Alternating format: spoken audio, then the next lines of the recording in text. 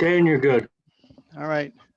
So Jared, can you give me a live screen or show me? And what do you recommend all the participants do to mute and to turn off their video for now? I'd have all the panelists please mute themselves to turn off their video. You should be able to see my screen currently sharing the agenda. Okay, great. All right. Well, welcome everyone. This is Dan McKiernan. I'm the chairman of the MSI task force, and I'd like to welcome all of you back together for the first time in a long time. To reorient ourselves, in case there are some members who don't recall how this thing got started, I'd like to do a brief history. The MSI was developed over 3 years ago by members of the steering committee who are all involved today as well, in partnership with UMass Boston and DMF. And the idea was to bring NOAA's Shellfish initiative to Massachusetts, as some other states in the region, such as Connecticut and Rhode Island, and some West Coast states had done as well, with the goal of developing a strategic plan and improved approaches for in-state shellfish management. With modest grant funding from NIFWIF and funding from UMass Boston to support PhD candidate Sean McNally, who has earned his doctorate and who you'll be hearing from today, it was launched. And in 2018, there were a number of outreach meetings by some individual members of the steering committee who still remain involved, who in good faith tried to explain and get support for the initiative. Despite this laudable goal of enlisting stakeholder support to improve shellfish management and build consensus recommendations, things didn't always go so well, and the challenges that have prevented this type of holistic approach to planning in the past reemerged. In my view, there was some misunderstandings about the MSI, and the negative reactions gave us all pause. The task force met in January of 2019, and one of the outcomes was a strong recommendation to formally seek input from municipal officials, especially the constables, and to develop an assessment report that would describe the state of affairs in the shell fisheries. In Massachusetts, state law allows municipal control of most shellfish fisheries, and towns are proud, if not downright territorial, about their management plans. There's a lot of diversity among towns in the amount and types of shellfish, but also in their local approaches. I was appointed chair of this task force by Secretary Beaton between the first and second meetings. This is, of course, the third. And my first meeting as chair was in April of 2019. The creations of the assessment committee by this task force was an enormous undertaking, but I am really proud of the final product, the assessment report. It's a long but extremely informative document. Captured in the report is an explanation of the various authorities and jurisdictions, landings trends, results of surveys filled out by municipal officials about the state of affairs in their communities. There's also an appendix of who's who in the shellfish universe in Massachusetts, and it really should be required reading of all state and municipal shellfish officials and anyone else who's interested in the matter of shellfish. I want to credit Jeff Kennedy for his chairing of the assessment committee and the contributions by Chris Galacci, Sean McNally, Jared Silver, who contribute much of the writing of these reports. The final report was done in early summer, but you can blame me for its further delay as we work to refine and reformat it to make it the best it could be. I also want to thank members of the steering committee who have continued to work diligently on the project and have demonstrated much patience with the process. And a shout out to Melissa Sanderson for her upkeep of the website. Everyone has worked really hard to make this process transparent and as public a process as possible. I should note that after last winter, Sean McNally headed to Washington, D.C. and took a full-time congressional job, and Chris Galacci left DMF and NOAA Fisheries. But they both remained involved as much as they could, given their other commitments, to help us complete this task while in their new jobs. I enlisted Jared from the DMF Fisheries Management Team to help bring these two reports over the goal line. He is one of the DMF's most prolific writers and talented editors. It's a fact that in the original planning of the MSI, the funding level was fixed while the timelines grew longer. So we work now to finish the project with no cost extensions, but the grants funds are exhausted. Last fall, the scoping committee held 4 public town hall style meetings, including conducting a public comment period, and received public feedback on theme areas. Under the leadership of Rob O'Leary, who we enlisted from Mass Maritime Academy, the scoping committee digested all the comments and created a document published last spring that clearly launches us well on the way to writing a strategic plan. This task force has not met since April of 2019, which is almost 20 months. And because of the pandemic, here we find ourselves not meeting in person, but rather on a Zoom call. Think about it. Last time we met, I never even knew Zoom existed. But it is kind of amazing how we can continue to conduct business remotely, and it'll be interesting to see how much of this technology continues in our lives even after the pandemic is over. We are in the midst of a pandemic unprecedented in our lifetime, but government agencies continue to work. Constables and municipal officials continue to conduct their business. Recreational fishing is up, while commercial fishermen continue to work as essential businesses despite sales of shellfish being down. And of course, oyster markets are in terrible shape due to the reduced restaurant trade. As an aside, DMF just completed giving out $28 million in federal disaster relief to aquaculturists, commercial fishermen, and dealers, but it was not nearly enough to cover the losses that we estimated at $121 million in commercial first sales alone. So while the pandemic has probably altered priorities, it should not deter us from completing our task for a meaningful long-range strategic plan. I am hopeful and optimistic about the final product. I see the strategic plan as a policy driver. It can ask agencies to reprioritize their activities, resolve differences among agencies, streamline regulations where possible, give researchers direction and justification when pursuing grant funding, and even guide the legislature on emerging issues of law and policy and request funding for priority activities. I envision two more meetings of this group to finalize a strategic plan that will be hammered out in 2 to 3 meetings of a strategic plan working group that will be formed today and that I mentioned in the email that I sent out to you all last week. So those are my introductory comments. Thank you for indulging me. Now I want to talk about the conduct of today's virtual meeting. It is being recorded and posted on our YouTube channel.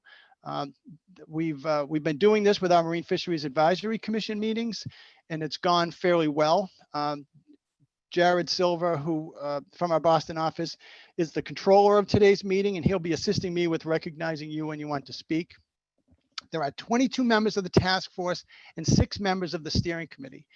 Each of you are considered meeting participants with speaking privileges, and we ask that you raise hand feature in the participants box. We will call on you in order. The chat feature will not be used during this meeting.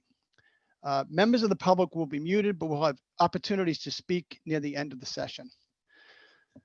So at this point, let's take attendance. And so, Jared, if you could put maybe the steering committee roster up first, so folks can see who they are, and then we'll go to the full task force roster.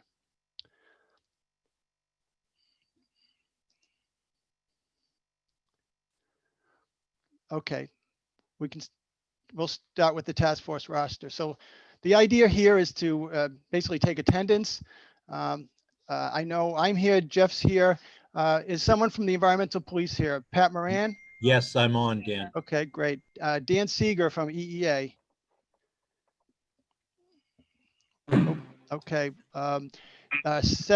Representative Sarah Peak. Yeah, I'm on, but by telephone because I'm driving to Boston. We're voting on the DMF budget today, along with the entire rest of the budget. Oh, brilliant. Well, thanks for joining us as much as you can. I'm going to try to zoom in once we get going. Yeah, Thanks. and you will be able to get this as a download as well if you want to watch it after the fact. Yeah. All right, Susan Moran, Senator Susan Moran. All right, moving on. Matt Charette from Woods Hole Sea Grant. I'm here. Hi, Dan. Hi, good morning. Michael Moore, DPH. John Mitchell or Ed Washburn from City of New Bedford? Of having people only. Nobody from City of New Bedford. Seth Garfield from Mass Aquaculture. Scott Soares on behalf of Seth. Great. Right Okay, there. Scott, thanks. Deirdre Buckley from MIPA. You have Paige Sapiga, the Assistant Director at All right, MIPA Paige. here for MIPA. Thank you.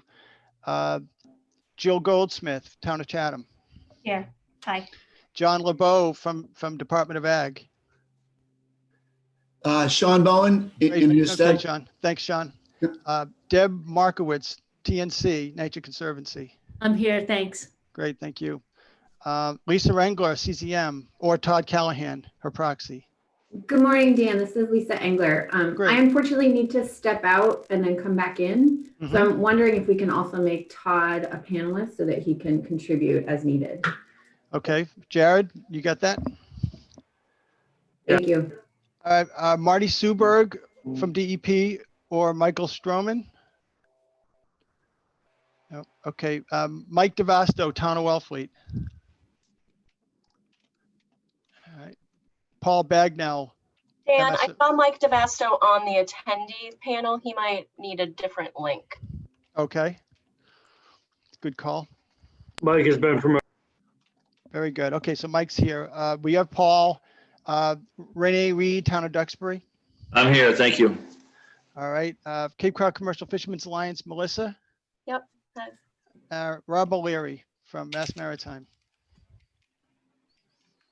Nope, no Rob. Okay, Rob's on. I see him in good. the panelist list. Great.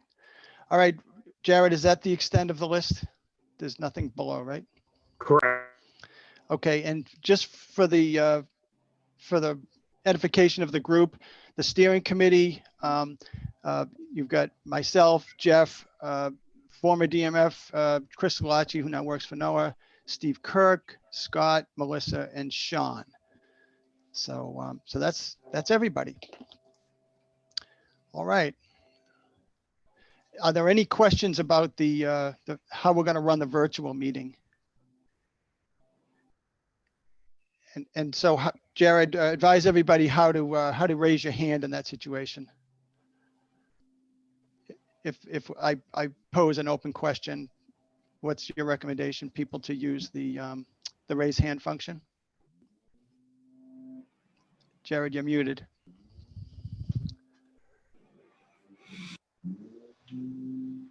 Jared, you there? Yeah, I'm there. Sorry about that. Okay.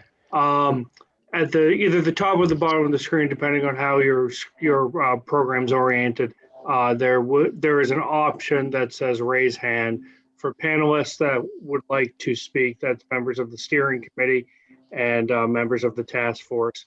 Raise your hand. That allows me to set up a queue. It's a little hand icon, and that will show up on my screen. It allows me to set up a queue. Once that queue is set up, I will intervene and inform the chair that there are questions from the panelists. For the members of the public, speaking privileges will be muted until the end of the meeting. At that time, there is a public comment section of the agenda. We'll set up the public comment section the same way. If you have something to say, you can use the raise hand function at that time. I will go through the queue and provide speaking privileges. Individuals will be given 3 minutes to speak, and once the comment is made, they will be remuted. After everyone has an opportunity to speak, second comments may be made. We do ask that everyone conduct themselves in a professional and courteous manner, and that if you are a panelist, that you remain muted during the meeting so that we do not have background noise. Great. Okay. Okay, moving on. If there's no questions from the group. Next on the agenda is the approval of the meeting summary from meeting number 2, which was held April 16th, 2019. Are there any edits or objections to the meeting summary as drafted?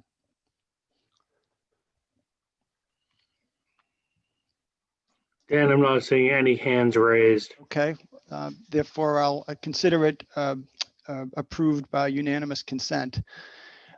Next, we're going to have a short presentation, a short update from one of the steering committee members, Steve Kirk. Steve has remained very, very involved in this process. It's really been a pleasure to work with Steve and his organization on a number of issues. And I just want to thank Steve in advance for all that he's done so far on this project. So Steve. Steve, you have to you. co-hosting privileges, so once I stop my share, you should be allowed to share your screen.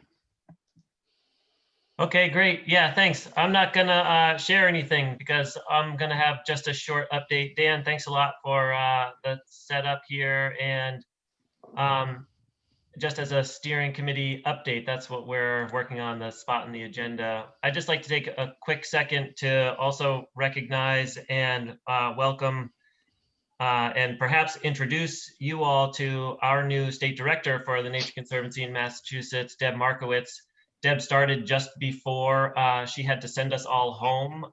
And so we, the staff, are thrilled that she now is like fully on board and engaging across all of our work, from work in Western Mass to things related like this call, and all the way up to our blue water fisheries work. For the steering committee, you saw the list of who all the steering committee is. Just a reminder, it's task force members or members or their designees from the Nature Conservancy. That's me, Mel Sanderson from the Cape Cod Commercial Fishermen's Alliance, Scott Soares for Mass Aquaculture Association, and Director McKiernan, Jeff Kennedy from leading the Shellfish program for DMF, Chris Scalacci, and Sean McNally. Thanks to the steering committee for all the work continuing. For our update, it has been a while since we've all met, so it's great to be back together with you all. There has been good progress, though over a longer than anticipated timeline than we were expecting. The MSI work really took a bit of a back burner because of more pressing pandemic related issues. It's hard to overstate the impact and really devastation that the pandemic has brought onto seafood and shellfish businesses. But in the meantime, steering committee members have been sort of refocusing effort to providing relief to those hit hard by the pandemic. As Dan mentioned, we're hopeful that the MSI process will be able to address some of these pandemic issues, related issues, but really keeping an eye to the long-term and staying power of a strategic plan, and addressing some of the challenges and opportunities that have surfaced through this whole process. So sort of a quick reiteration of Dan's intro. The steering committee continued to work with the chairs of the assessment committee and the scoping committee, holding public listening sessions and working with the chairs of those committee to arrive at these two comprehensive reports. You'll see in the agenda that we'll hear from Jeff Kennedy on a presentation on the assessment report, as well as from Sean McNally on the scoping report. And again, to just underline, thanks to Mel for getting a no-cost extension to the National Fish and Wildlife Foundation grant, which originally helped us kick this project off. That has been extended to March 31st, when we hope to have the deliverables completed. And that is really the development of the strategic plan from all the information that's been gathered. So that's really all I have. I would welcome any additions or gap fills by other steering committee members. But other than that, I'll pass it back to you, Dan. Thanks. Okay, thank you, Steve. Are there any questions, Jared, among the task force members? No? Okay. I'm not seeing any questions. All right. So the next part of the agenda is the assessment committee report, and Jeff Kennedy is going to present on that. Before Jeff starts, I do want to say that Jeff's predecessor, Mike Hickey, who had 51 years of experience, which is half a century, running the Shellfish program in Massachusetts.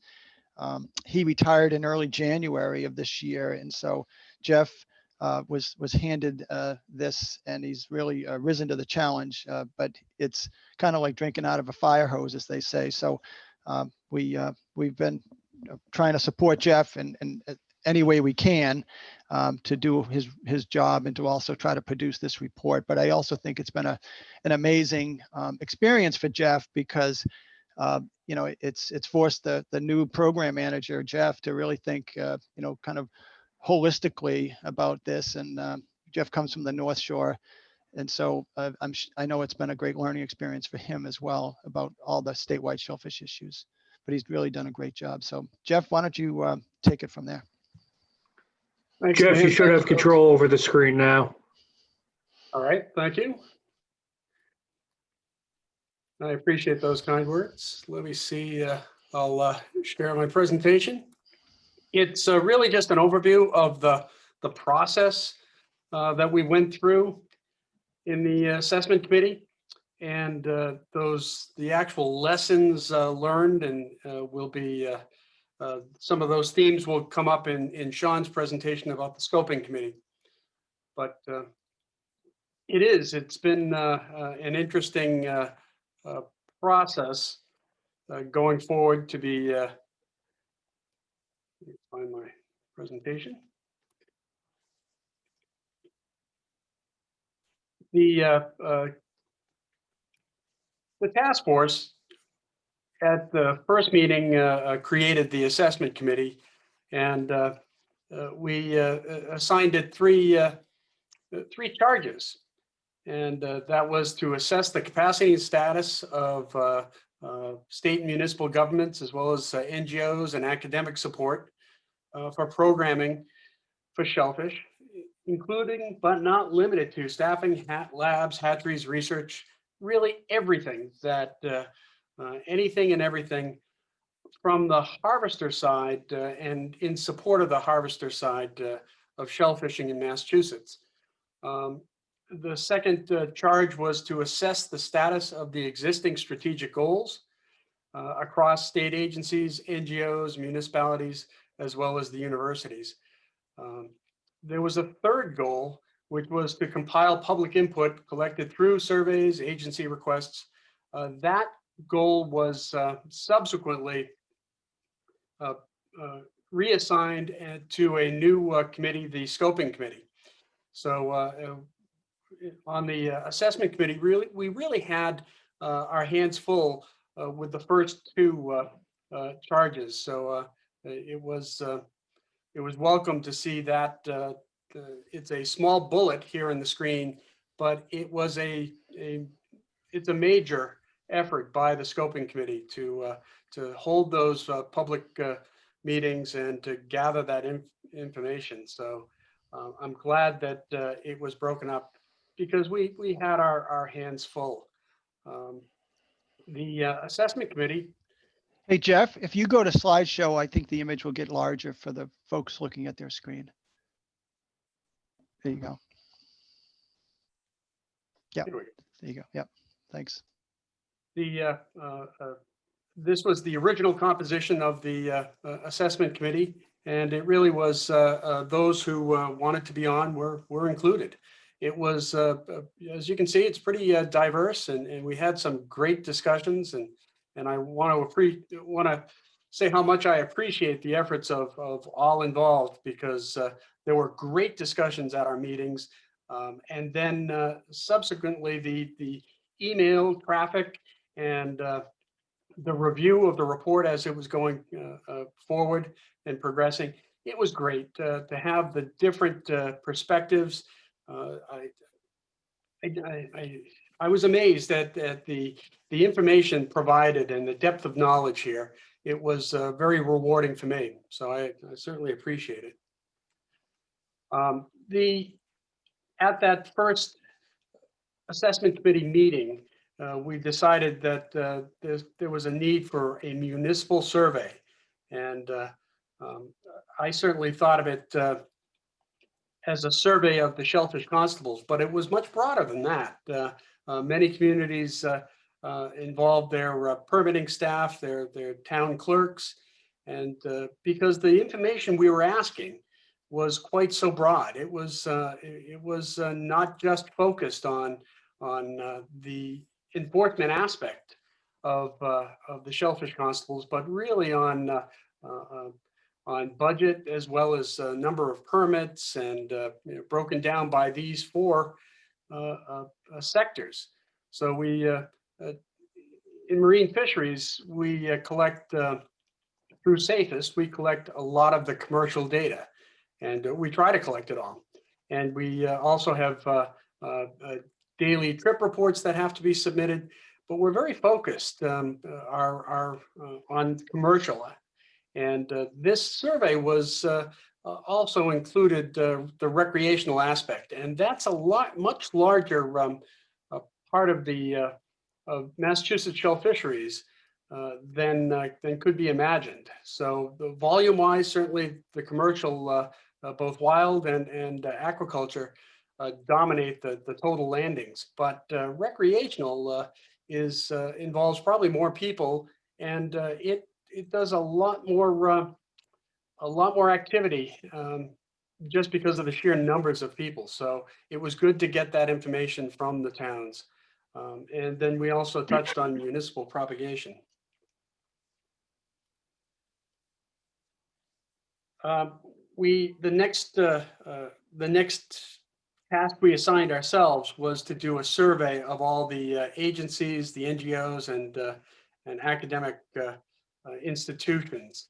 It was a questionnaire sent out to them, trying to get an idea of what was a summary of their programs, how do they, what kind of shellfish programming they conduct, what their staffing and the resources, what's their authority, if any, and then what they thought as the emerging concerns and strategic goals related to shellfish. That last one is, that theme comes up, came up in assessment. It comes up in the scoping committee, and that's what we're going to talk about today, a little bit later. So this was the first scratch at that topic. So we got a lot of good information, and that's in this final in this assessment report. So the assessment report. Please don't be intimidated by the 290 pages. A lot of that is appendix and data, and it's there for you to refer to. Really, the description of Massachusetts Shellfish Program is really in the first 60, 70, 80 pages. And those are, I think, are very readable. But it consists of an overview and a glossary of terms, because we found in writing this document that we really did, depending on your role, if you were municipal or if you were state, you may use terms, or fishermen's or growers. You may use different terms for the same activity. So I think the definitions are very important to standardize our language. We included an executive summary. If you can't read anything else, please read that. There's an introduction and materials, but really we get into the meat of of Massachusetts management is under management structure and capacity.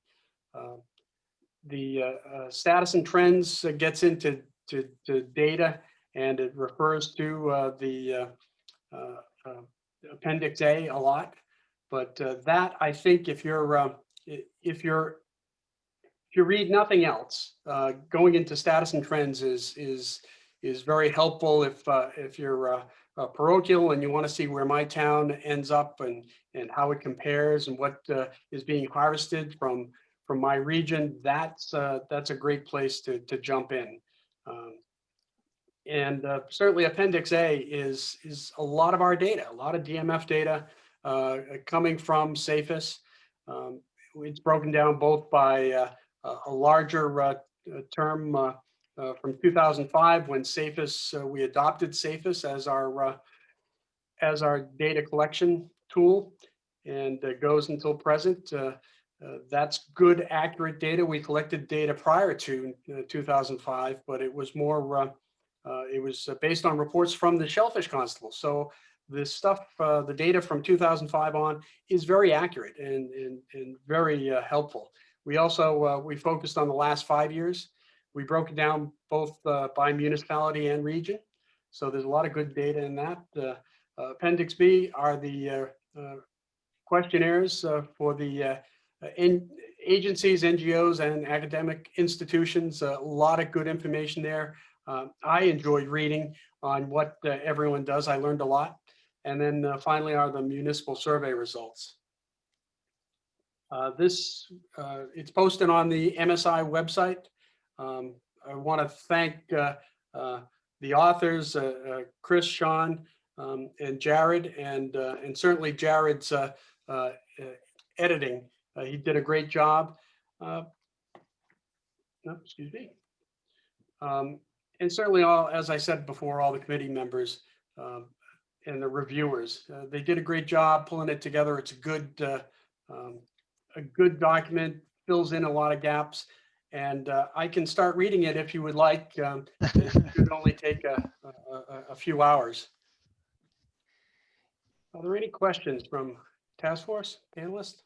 Jeff, if I could, I just want to make one comment, is that when folks read through the tables and see commercial fishing trends, and when they see the data that's sliced really thin in terms of trying to describe a certain landing of a certain species in a certain town, they often will see asterisks in the cell for that town, and that happens a lot when we try to slice the data too thin. What I mean by that is there's a law about confidentiality of statistics, and if there's fewer than 3 dealers in that town buying or fewer than 3 fishermen landing in that town, we simply have to put an asterisk there. We know what the information is, and it can be summarized in aggregate, but it can't be listed out. So I don't think it detracts from the report, but it can be sometimes a little bit distracting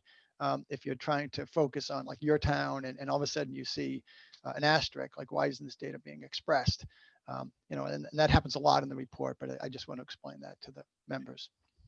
That's right. And so if you're looking from a state perspective, state view, there's data there. We can give you totals for the harvest of ocean quahogs, and yet if you try to break it down by a finer, either by region or by a municipality, it disappears because there's less than 3 either harvesters or dealers involved in that transaction. Yeah, we mask it, but the data is present in the aggregate presentations. That's correct.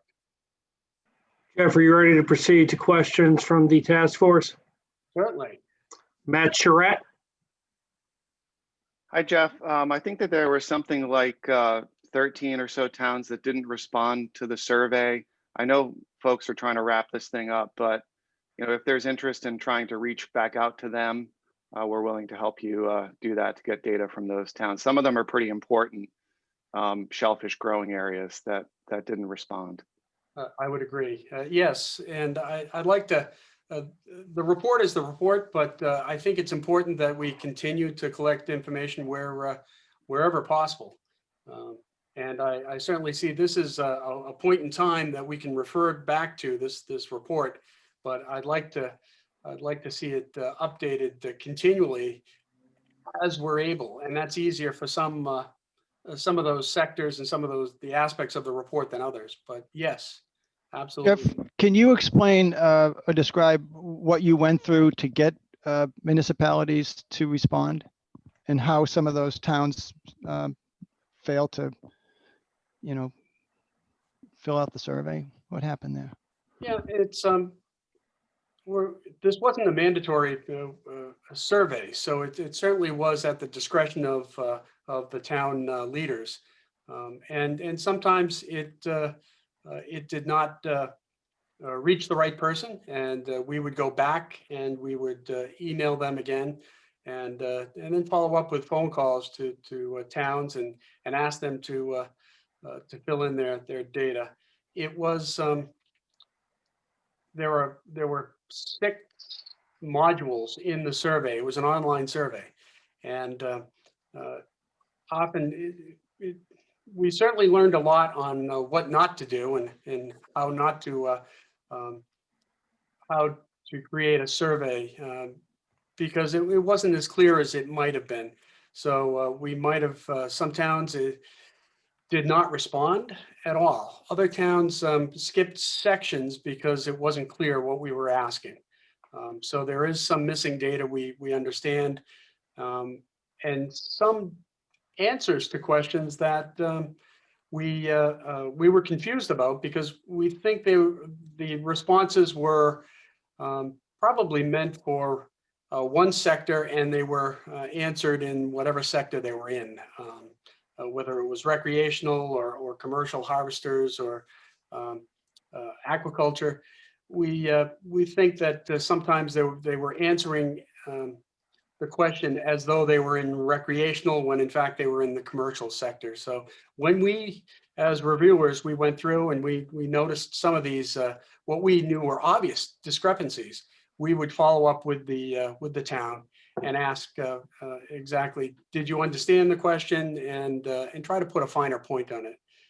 So we did follow up with communities both by email and phone calls to try to fill in some of the gaps. But I realize that there's still some confusion. You'll, as you read through these the municipal responses, you may be questioning exactly what a town might have meant. Gee, I know for a fact they have 10 seasonal deputies, and that's not listed here.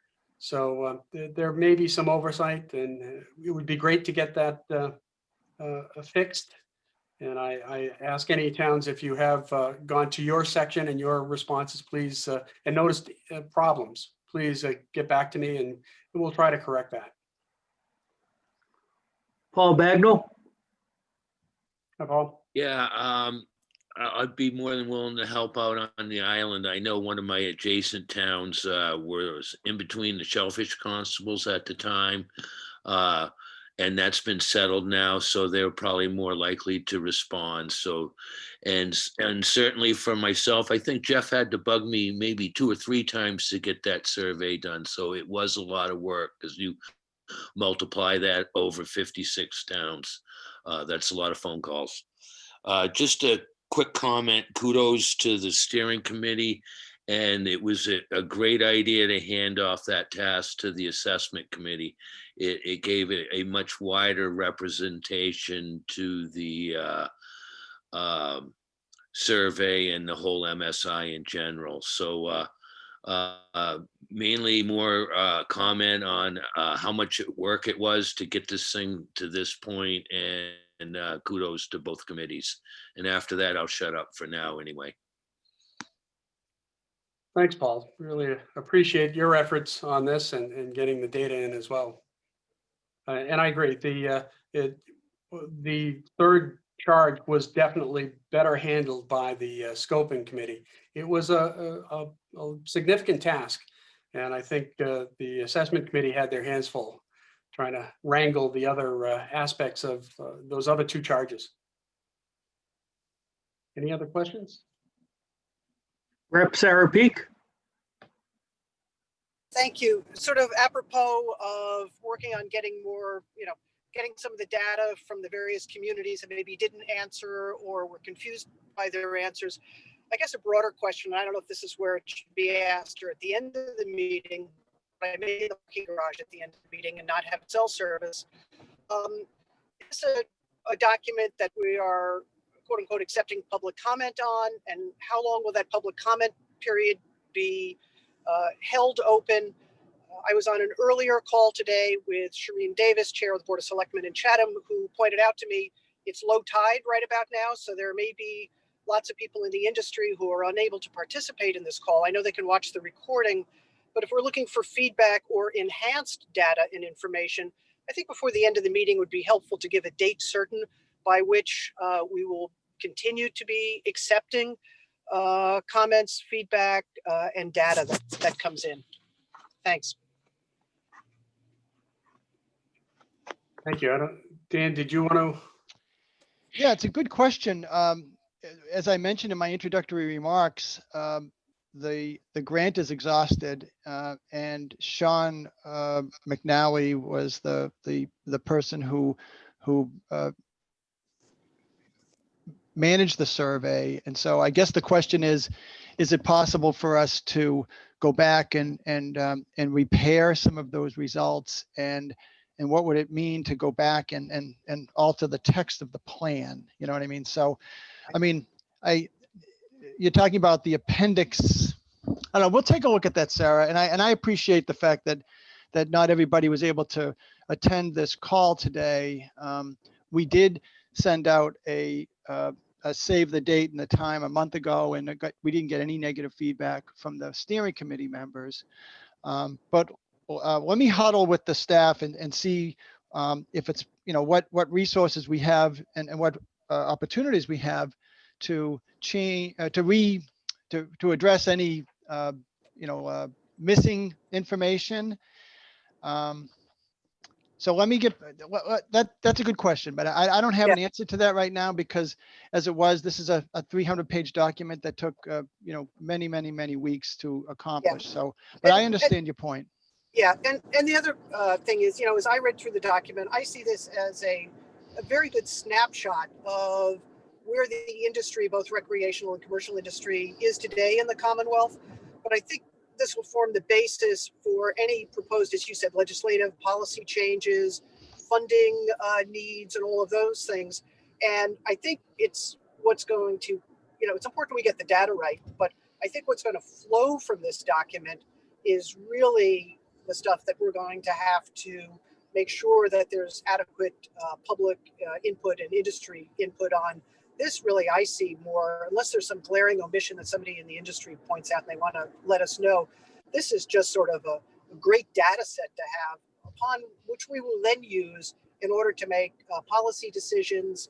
And, when you call up Sue Moran and myself and say, hey, we need another $250,000 in the budget, it gives us something to take to Ways and Means, to the executive branch and all of that, in order to go seek those that kind of funding and that type of thing. So. Yeah.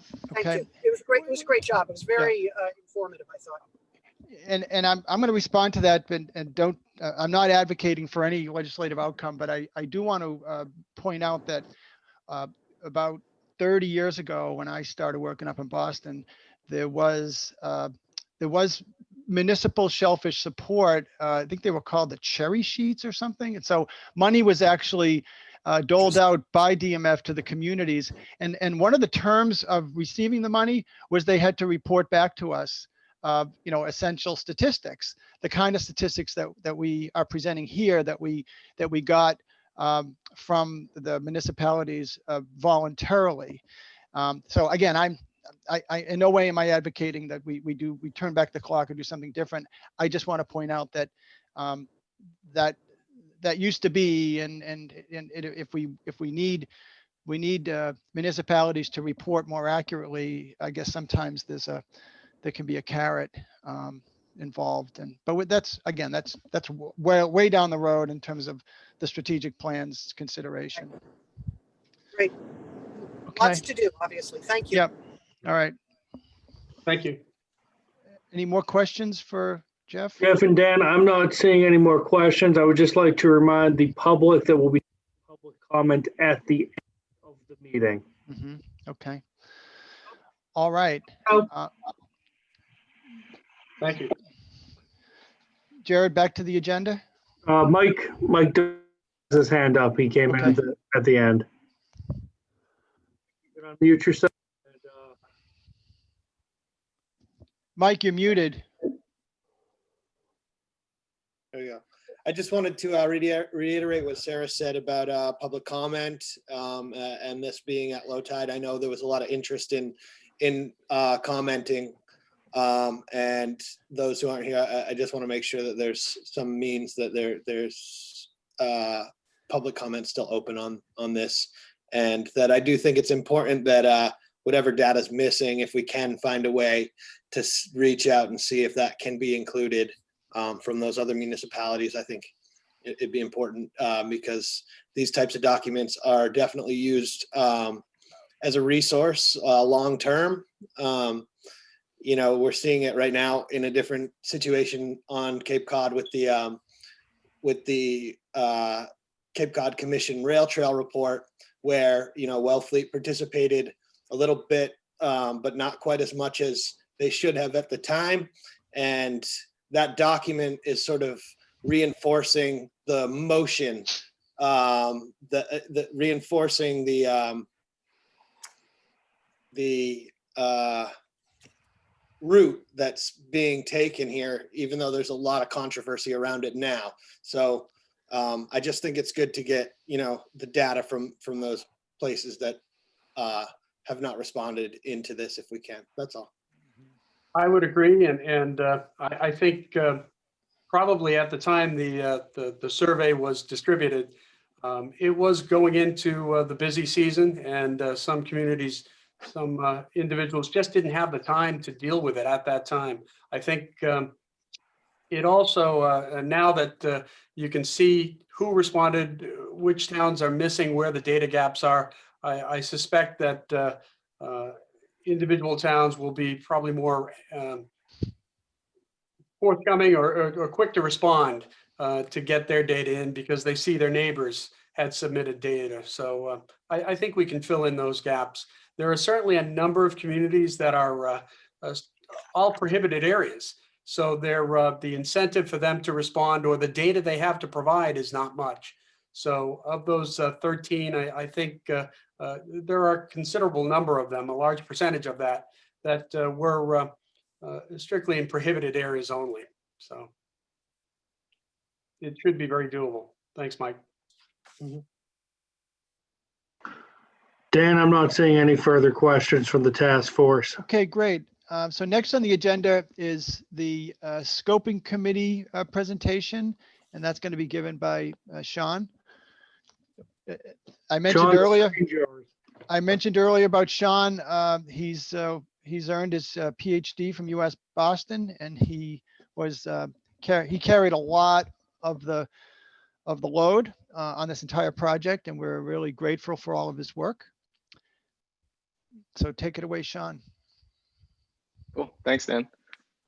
So I guess first off, I just want to thank everyone for being here today. I know there's a lot of things going on, and so I'm just very appreciative of that.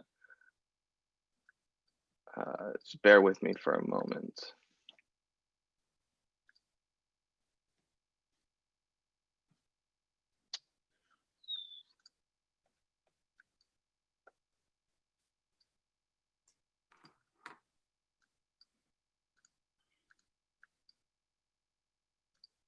Sorry, the Zoom participant screen is blocking a lot of my view right now.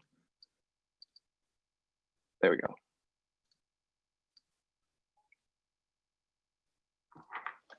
Cool. So yeah, again, thank you everyone for joining, and we're excited to share the work the MSI has been compiling over the past few months. And so basically the scoping committee finalized and released its report in March of this year, which was right around the start of the COVID pandemic. So it's my pleasure on behalf of the scoping committee and the steering committee to present this work and the collection with you all today. Just to remind everyone, to begin, I wanted to first point out the 6 objective categories that were identified by the task force in 2009. These six objective categories were modeled after the NOAA National Shellfish Initiative to collect public comment around. The first objective category was building public and stakeholder capacity and support for shellfish. The second was management, research, and industry resource development. The third was supporting and promoting cultural and historic uses of shellfish. The fourth was supporting and promoting a balanced, sustainable economic opportunities around shellfish. The fifth was fostering communication and coordination between local, state, and federal managers and developing improved guidance. And the sixth was ensuring ecologically sound management and enhancement of shellfish resources and coastal ecosystems. So these 6 objective categories is what we asked the public to specifically comment on. It was not fully bound by these, but we really wanted to give, the scoping committee really wanted to get, and the task force really wanted to give the comment something that they could focus on. And when we did the public meetings across the state, we really wanted to have a focal point for people to express their concerns or opinions. So a comment period and 4 public meetings to solicit public and stakeholder feedback was held over a period of August 6th and November 1st in 2019. Additionally, during September and October 2019, 4 public listening sessions were held in Chatham, Tisbury, Bourne, and Gloucester. Those public comments can be found on the DMF YouTube or the MSI YouTube page as well. Public comments were accepted verbally at one of the 4 scheduled meetings or via written documentation from stakeholders. So these comments were categorized and grouped within those 6 objective categories. And then what we did was further to kind of to organize the process a little more, we further coded those into 4 broad domains of economics, culture, governance, and environment, which I'll get into a little more detail in the following slides. So the comments we thought were reflective of opinions from across the state's coast. It produced over 200 comments from more than 50 unique individuals or groups currently engaged in shellfish resource management, shellfish fisheries, and shellfish resource and coastal restoration. These comments were largely from commercial aquaculturists, shellfish constables, the general public, NGOs, and state agencies. So although we did try to reach a lot of different groups, the main comments from the 50 individuals that either showed up at the public comment period or submitted written comment were generally from these 5 groups that I just listed. So as I mentioned before, the public comments were coded by 6 broad objective categories, and then we further coded them into 4 domains. This was primarily done by a study in 2018, looking at domains of sustainability. And within the MSI, the main idea that we really want to reiterate is that we want to create a sustainable framework for shellfish resources in the state. And so I really thought this was a good approach to organize the data and the comments that we've gotten. So first, the 4 categories again are economics, environment, governance, and culture. For example, the MSI,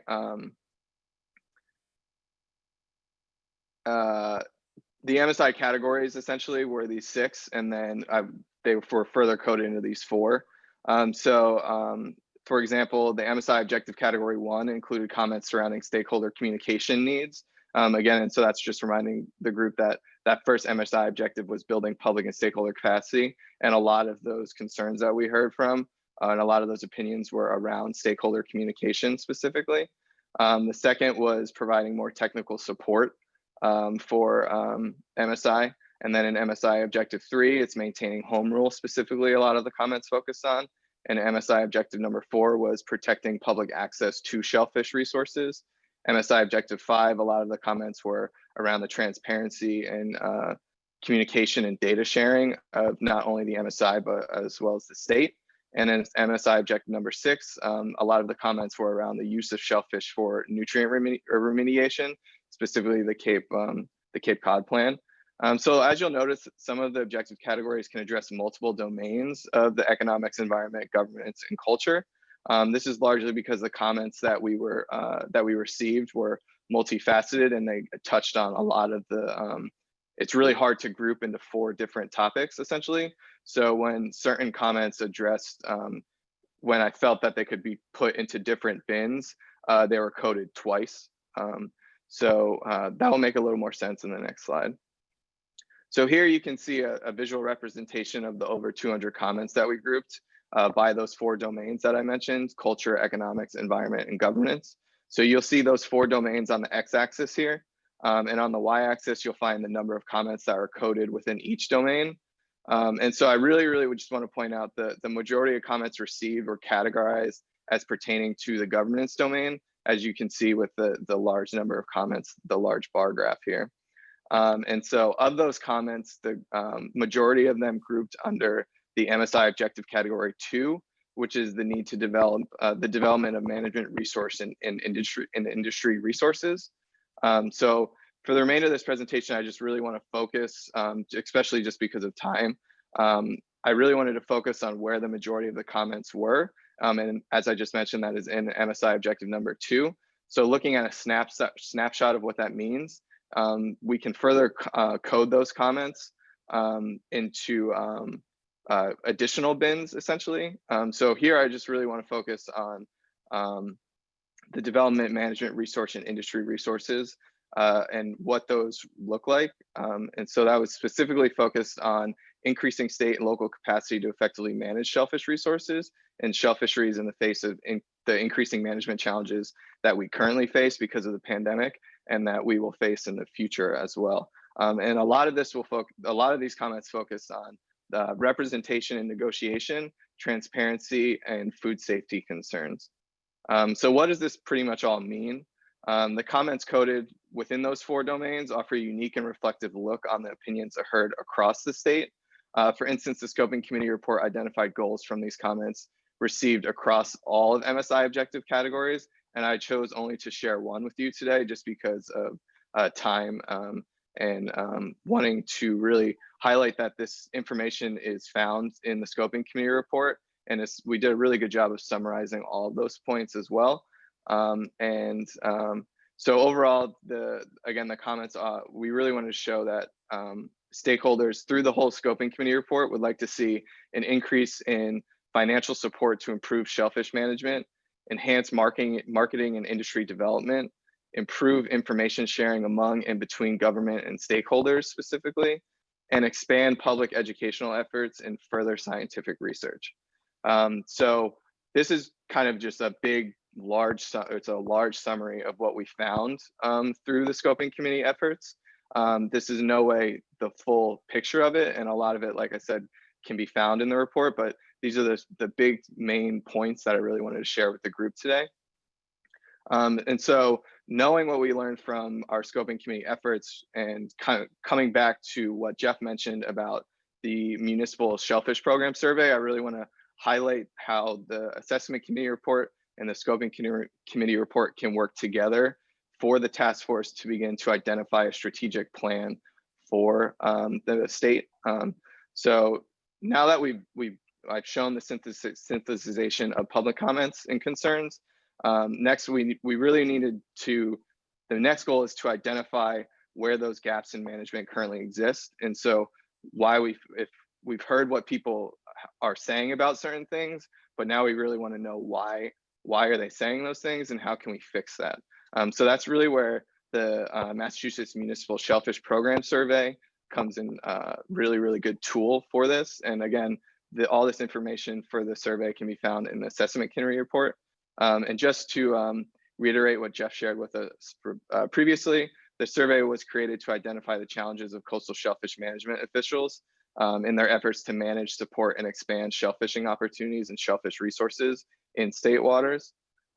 This survey was distributed to shellfish constables and town managers across 65 coastal communities. And of those communities, 54 have active shellfish programs, shellfish management programs, and that could either be recreational, commercial harvesting, or aquaculture programs.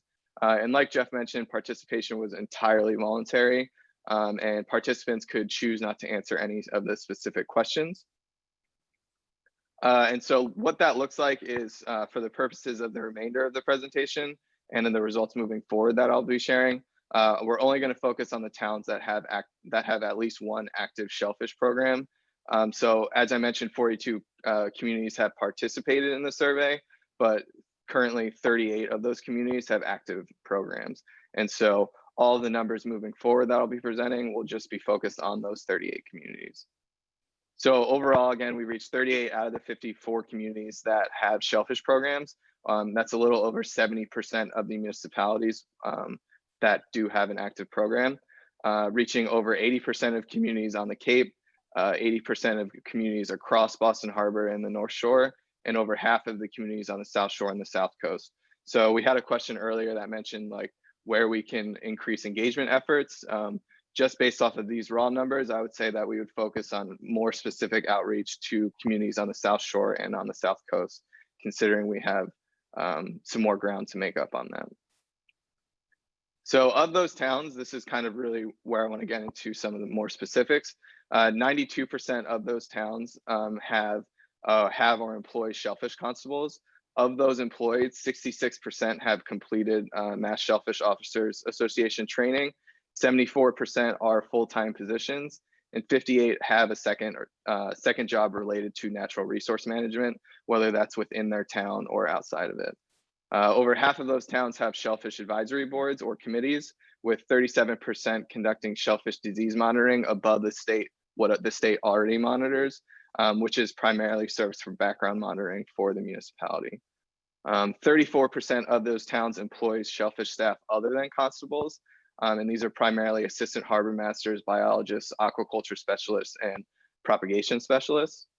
And so that's just kind of a brief overview of what we're looking at with employment of towns and how they manage their resources. So of the towns that have active shellfish resource management, over half would like to expand or create more opportunities around their town's shellfish resources. Of those communities, 91% want to see recreational shellfish opportunities expanded. 73% would like to see private shellfish aquaculture expanded, and 54% would like to see commercial shellfish harvest opportunities expanded. And again, I just want to reiterate that these are opinions of the constables or the municipal employees that answered this survey for us. This is not the general overview of what people in a town would like to see, but we figured that by asking employees of the towns that manage these resources, they're more on the ground. They're on the ground, and they actively manage the resource. So asking them what they would like to see expanded is kind of a snapshot of seeing where efforts for a state strategic plan could go as well. So for the information, we know that the towns would like to see an increase in recreational harvest and commercial aquaculture. We know that almost half of those towns lack the proper infrastructure to support any kind of expansion. And the only way to address the infrastructure needs to expand any of these activities is through revenues that will support the growth. And so looking at the municipal survey further, we were asking more so about how towns specifically receive revenue. And so this turns out to be a bit of a double-edged sword. In order to increase revenues in towns, it's evident that towns need to increase their recreational and commercial harvest activities. As pointed out in this figure, we can see that a lot of towns, most towns' revenues come from commercial and recreational permits. So in order to increase the revenue support and increase and expand that activity, there needs to be more of it, but there might be lacking revenue to expand that growth. And so that's why I like to say that it's a bit of a double-edged sword. So in order to increase the revenue, the state needs to provide greater support to towns in terms of staff or financial means to increase management capacity. And through the survey, we found that a majority of communities do not receive state funds to support their shellfish management plans. And communities are really split, even if the state resources that are currently provided to towns, if they are adequate to their expansion needs or current needs in general. So now that we've kind of, in summary of all of that, and with that snapshot and the idea, the scoping committee analyzed the stakeholder feedback received through the public process, and then using the considerations outlined in the assessment report, as well as the stated goals and objective of the task force. The public comments were then synthesized into priority goals. And then the scoping committee report then outlines the specific action items to be considered by the task force in developing the MSI strategic plan moving forward, which I'll get to and into a bit more detail in a little bit. So again, I just really want to reiterate that each objective category's priority goals can be found within the scoping committee report. This is a really, really great report that really, again, takes the information that we had in the assessment committee report, takes the information and the opinions we heard through stakeholder comment and written comment and NGO responses, and kind of wraps it up into the specific categories and then a recommended action item to the task force specifically.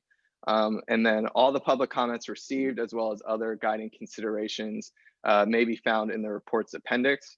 Although we're making a kind of a goal overview or a specific action item that we think the task force should take up within the scoping committee report, this can all be backed up either through information from the assessment committee report and through direct comment, coded comment from the stakeholder engagement process.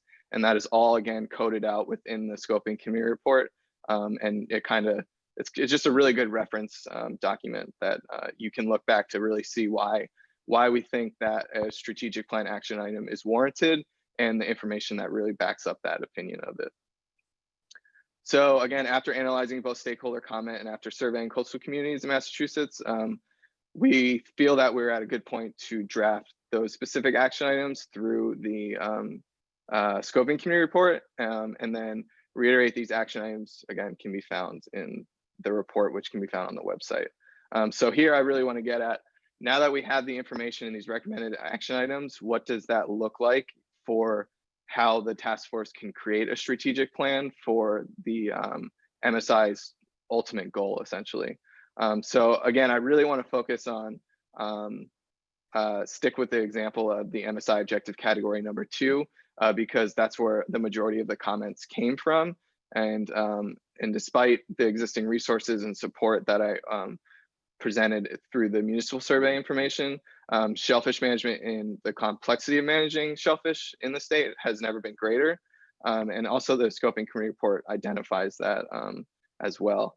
So what does that look like specifically for, now that we know all this information in the category, what are those recommended action items? So specifically for MSI Objective 2, this should include increasing state and local capacity to maintain current classification of open shellfishing areas and to reclassify growing areas for the purpose of creating more harvest opportunities. So as an example of what that could look like, that could be also an increase to the capacity of in-state laboratories for classification of biotoxin and pathogen testing. So what does that look like? This will kind of, oh, sorry, I forgot this. And then also ensure cooperation between state agencies, county extension staff on issues like tagging, harvest and handling, and promote host training opportunities for the industry. So these are 3 specific action items that the scoping committee recommends to the task force as it relates to MSI objective category 2. So now that we kind of have this broad idea of we need to increase state and local capacity, we need to increase the capacity of in-state laboratories, and we need to really shore up this cooperation between state agencies and county extension staff. What does that look like as a specific example? And that will be where the task force will come in. But as an example of that, specifically looking at how we can increase state and local capacity and increase DMF, the need to increase state and local capacity for open areas. An example of what the task force could put forward in terms of efforts to meet the recommended action item from the scoping committee could be increasing DMF classification staff capacities and resources, specifically vehicles and boats. This can then be dedicating efforts towards improving methods of collaboration with municipalities to identify new areas and areas that need to be reclassified. The task force could also recommend that there be greater support for programs like the Coastal Pollutant Remediation Grant Program and prioritize projects that address pollutants prior to making it into coastal waters. And in order to do that, the task force can recommend the project timelines under the current CPR grant program should be extended from their current 1-year project period to multiple years to extend the longevity of partnerships and meet those recommended action items that the scoping committee has put forward. So this was, again, just to give the task force an example of what the scoping committee's recommended action items are and what the specific examples and the specific format of how the task force can begin to separate out the goals and strategies and put forward an action plan or a strategic plan for the state. And keeping with the presentation, I began to outline kind of this kind of shows what that would look like. So we have the goals and strategies, which were identified in the scoping committee report, and then the recommended action items that that we think could really go into a strategic plan and kind of formalize what that looks like. And that is the next goal of the task force. And I think that both the knowledge from the assessment committee report and the information we got from the scoping committee report, we can really kind of leverage what we've heard and make really strong recommendations for how the state should begin to manage shellfish resources, or not begin, but kind of bolster that. So here I kind of just want to pass it off to Dan, and kind of he'll dive into a bit more of what we're looking for as next steps as we begin to think about what that strategic plan looks like. Thanks, Sean.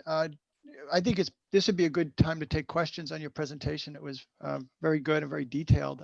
I imagine there might be some questions from the group. Yeah. Jared? I'm not seeing any task force members with their hands raised. Okay.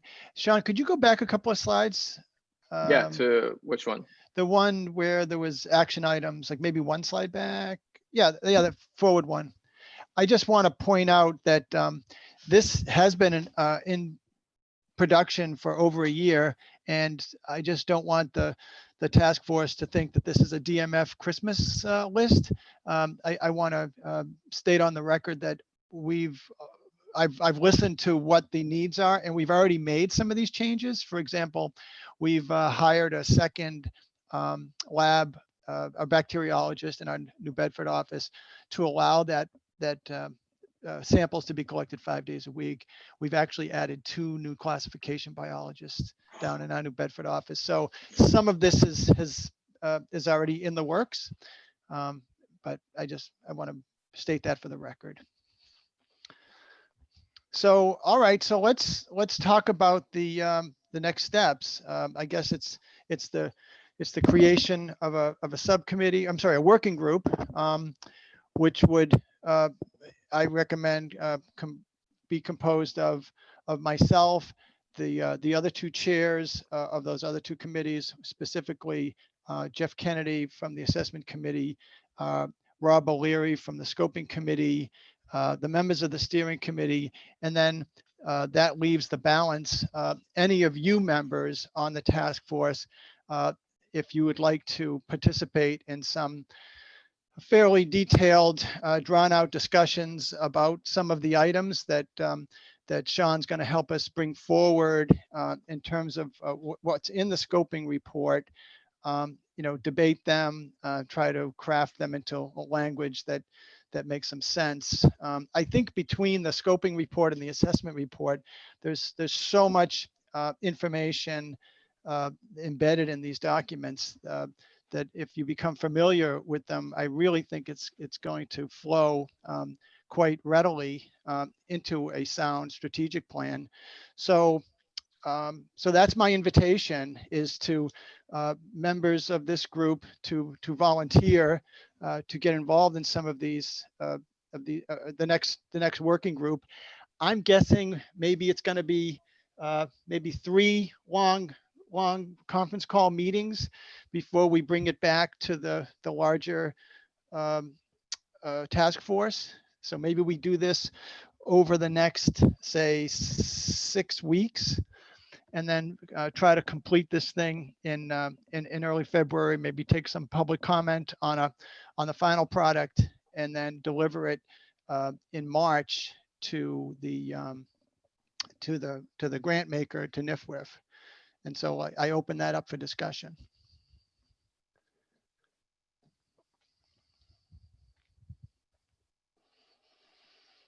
Good morning, Dan. Sorry, this is Lisa Engler. I was trying to find the raise hand function, but I couldn't find it. So I'm just talking. I hope that's okay. Go ahead, Lisa. Okay, great. Thanks. I would like to volunteer CZM representation on this group. I think it makes sense. It sounds like, even just from the examples from what Sean presented earlier, there is overlap already identified between some of the coastal zone management programs including the CPR program. And I anticipate that there would potentially be other overlap as well. So I think that makes sense. The other thing I just wanted to highlight here is that there's this other process going on through the Ocean Acidification Commission. And that commission is wrapping up their recommendations by the end of this year, beginning of next, pretty soon. And just wanted to highlight that there is the stressors for coastal acidification as they relate specifically to the aquaculture industry have a lot of overlap to what some of the things we're talking about here today in this group. So just wanted to make sure that, we're thinking about that, and I'm sure you guys already have. I know there's overlap in the representation on that commission to this group, but just want to make sure that we're thinking about the recommendations coming out of both and identifying and taking the opportunity to leverage both groups for similar end goals and potential policy recommendations and funding recommendations. Lisa, Thanks. when would the document or even in a draft form be available to this working group? Dan, that's a good question. So the commission is working on developing a draft document and wrapping that up very soon. The goal was to have that done by the end of this calendar year. Okay. I can check in and try and figure out exactly when that would be available for others to see. It's not clear to me when that would become publicly available. Although, of course, because it's a commission, all those meetings are open to the public, and the deliberations are available for all to participate in. Sure. All right. Well, thank you for volunteering, and we'll definitely look to that, or try to incorporate whatever recommendations are in that, and we'll take a look at that. Matt Charette. Thank you. Yeah, if you'll have us, Woods Hole Sea Grant would be more than happy to have a seat at the table for this particular subcommittee. Great.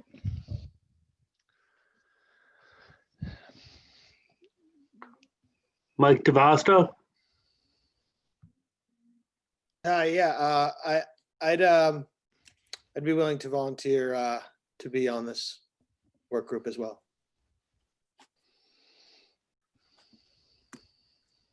Paul Bagnall. Yeah, it sounds to me like you have enough. I have enough wordsmithing to do on my own, and seeing as I have no administrative assistant, it's budget time. I'm a municipal shellfish constable. It's also time to write the town report. But certainly, if it sounds like you got enough help already, but if you need to, you know me, I'd be more than happy to delegate to someone from MSOA. We're going to be having a board meeting later next week, and I'll be reporting on this. So if I get any volunteers, I'll let you know. But otherwise, it sounds like you're all set. Thanks, Paul. Sean Bowen. Hi, MDAR would be happy to be on this subcommittee as well, if there's space available. Yeah, Sean, that makes a lot of sense. I would be happy to be on it. Yeah. All right. Okay, well, folks could email me or Jared over the next day if they want to do that. If they want to volunteer in that fashion, just let us know, and we'll be scheduling some kind of a call soon on that. Jared, want to bring up the agenda? Okay, so is there any other business? I guess that this is a good time to take public comment, if there's no objections to moving on the agenda. I'm not seeing any objections from the task force. Members of the public, if you'd like to make a comment, use the raise hand. Oh, Mike DeVosto, before we go to the public, we'll go back to Mike. Yeah, I guess this really kind of fits in the public comments as far as this agenda goes. But I just feel like, as far as I know, this has not been brought up to MSI in the past, but I feel like I'd be remiss not to bring it up now. It's been a subject of concern in the shellfish industry. I've been hearing directly about it, and I know the DMF has as well, and that's to do with direct sales. And first of all, I'd just like to point out that, you know, it clearly makes sense that all sales entering a resale market where traceability is paramount should go through a wholesaler. But I believe there's a clear distinction between the resale marketplace and selling directly to consumers. And the pandemic has clearly exposed a lot of issues around shellfish markets and the ability for shellfish farmers to sell freshly harvested product. And on a recent trip to Maine, I was able to see and experience farm direct sale of oysters as a consumer outside of the wholesale market, where you can, you know, go directly to a farm and purchase them. And Maine has laid out simple guidelines and regulations to implement this, and it's definitely had a positive impact on the consumer experience, the marketing of oysters, and frankly, the bottom line for aquaculturists who can have people to their site or to their home to purchase oysters. Like currently, if my neighbor were to ask me to purchase oysters for the holidays, I have to refuse them. And if I give a tour of the farm, I can't sample the product. So when consumers ask why, I think it's a difficult answer to give. And it comes down to, I guess, trust. Like, does the state trust us to harvest oysters and deliver them safely to a wholesaler, but not directly to a consumer? And I know there's some issues around it, but you know, there's a safe way to do it. The state of Maine has proved that, and I strongly believe that the state of Massachusetts can do it as well. And if you look at the guidelines that Maine has laid out, I think, you know, outside of Vibrio regulations in those winter months, where people can sort of participate as consumers with farm direct purchasing, I think it's a positive impact for the industry, for farmers, and frankly for consumers who really want to connect on that level with producers in a very local, direct way. And I think producers have, first and foremost, the experience, but also the incentive to provide consumers a safe product that's been handled correctly. Okay, yeah, Mike, I'm gonna try to, I'm not gonna shut you off here, but I hear your point, and it's something that Public Health and DMF have been working on over the last month with the town of Wellfleet to set up like some kind of a farmer's market issue. That's certainly something, you know, that we can debate to put into the strategic plan to see if there's room to enhance that. So I don't think this is the venue now to lobby for that, but exactly. I hear your point. I just brought it up in public comments. That's what where I. Yeah. Okay. Sure. All right. Thanks. Yep. Jared, I think I'm not seeing any other comments from the task force, so I'm going to move on to the public. Members of the public, if you'd like to make a comment, you'll be granted 3 minutes. Please raise your hand now to develop a queue, and I'll call on you and provide you permission to speak. Ken. Hold on, Ken, 1 second.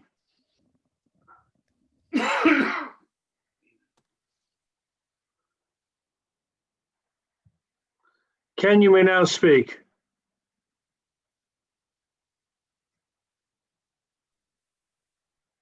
Jared, does Ken have a last name?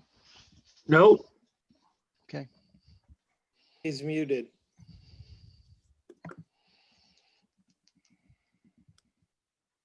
Ken, if you unmute yourself, you can speak. Okay, can you hear me? I can, yes. Yeah, Ken Kuntz from Nantucket. The reason I have more of a question than a comment. In the presentation, there was a request that the state provide more testing for toxins and for other reasons to increase the capacity of the labs. Is there a deficiency in that in the state right now? I'm going to ask Jeff Kennedy to speak to that.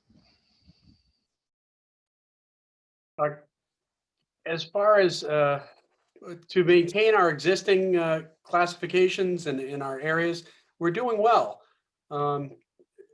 But I think where I saw that comment or that issue going was we can slice the pie thinner. We could expand biotoxin testing to test by species and not just test by the sentinel blue mussels.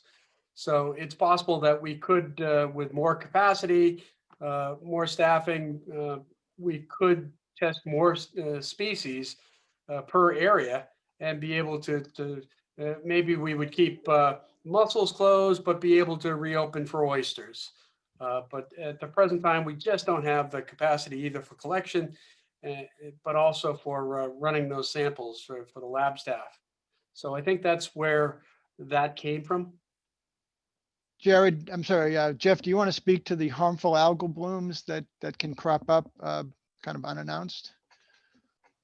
In 2016, we had an ASP bloom, and the Pseudonychia is the causative agent, phytoplankton, and it was very widespread, and we certainly it's not covered under our typical PSP MBA tests, so that requires HPLC, more advanced testing. And so we had to ship out those samples to get them analyzed. If we could do it in-house, if that was a resource that the state had, or perhaps even a regional resource, maybe some kind of coalition between Rhode Island, Massachusetts, New Hampshire, we may have been able to test it quicker and test more species. So yeah, there are shortcomings in our capacity, and as it's an emerging concern. There are new toxins out there and new blooms that are a concern today that there weren't 25 years ago. So we certainly could use an expansion. Right now, I think we're managing things pretty well, but I'm concerned about certainly about ASP. And there are other DSP has also come up in Massachusetts in recent times. Well, And do you have a follow-up question? No, I appreciate the response. It makes a lot of sense to what you said. And thanks for what you guys are doing. Thank you. Thank you. Jared, next one. Ellen Miranda Wilson. If you unmute yourself, you can speak. I just did. I'm speaking not as a representative of the Shellfish Regulatory Board, the Select Board in Wellfleet, but as an informed participant. I have one comment and a question, two questions. The scoping report gives us a sense of the shape of things, and I appreciate that and the work that went into it. But the new working group should maintain and refer back to a direct intake and assessment of raw data, because in my long experience, something is always lost when data is presented at a remove. I know that makes for more work, but you are a crucial group, this committee that's just been formed. And if some of you aren't already aware of the public meeting intake and the written in comments, I hope that you will be. I have a question about sharing the information for this group, particularly because of the low tide situation. And I hope that you make a clear statement and a clear posting of the assessment and scoping reports on various websites, and even do outreach by sending links to them to all the shellfish constables so they can post them on their local, shellfish pages. And my last question is, what's the status of the former group, or the group that may still exist, it may not have been decommissioned, that was called something like the Shellfish Advisory Committee? Does it still function? And if so, what is its relationship to this MSI group? So 2 questions and a statement. Let me take a crack at your last question, and that's a really good one.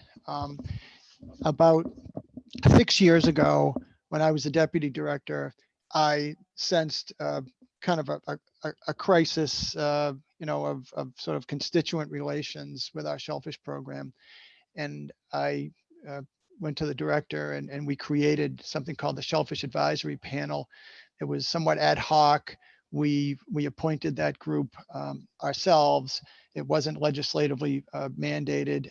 I was a little bit remiss and not, we did include other agencies, but maybe the outreach wasn't as strong to the other agencies as it could be.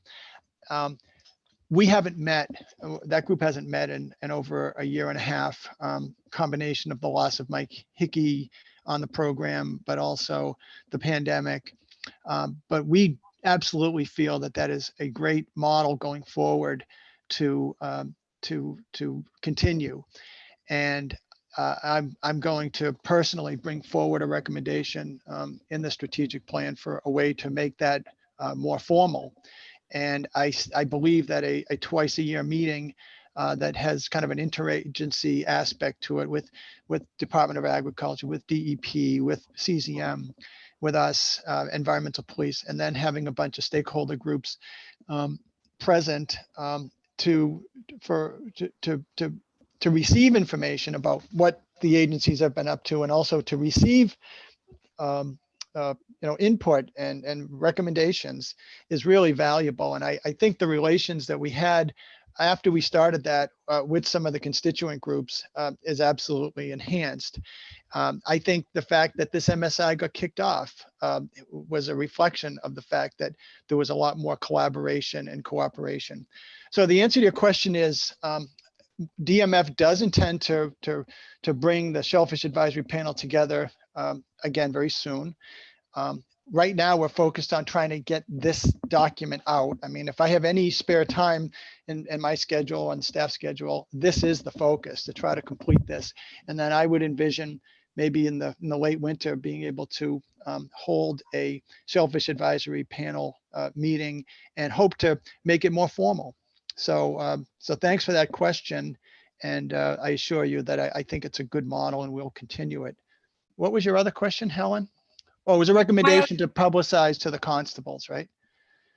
To just to do the outreach with what's been presented today, have a recording of this audio recording.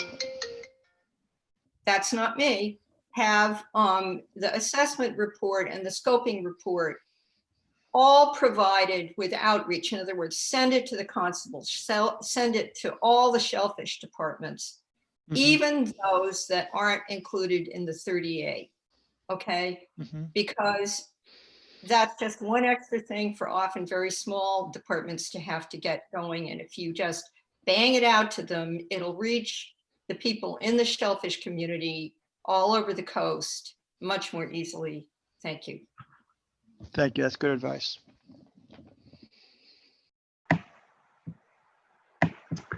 Shireen Davis.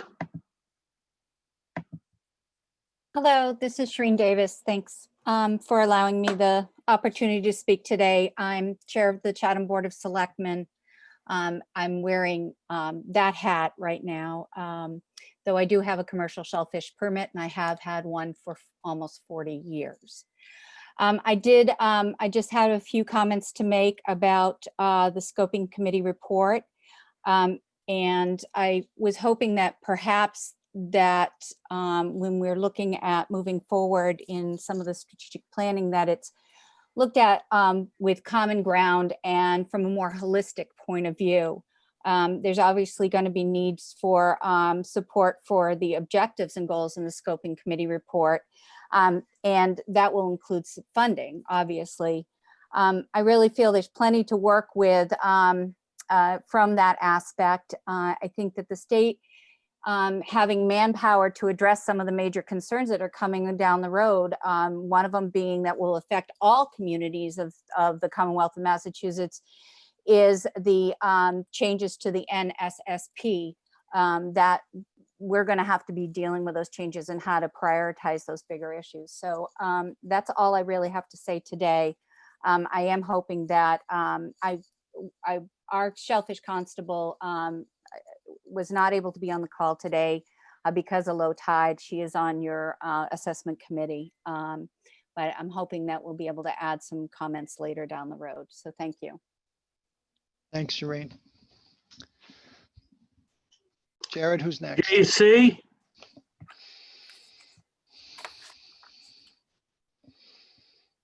JC, you can unmute yourself and use mic privileges.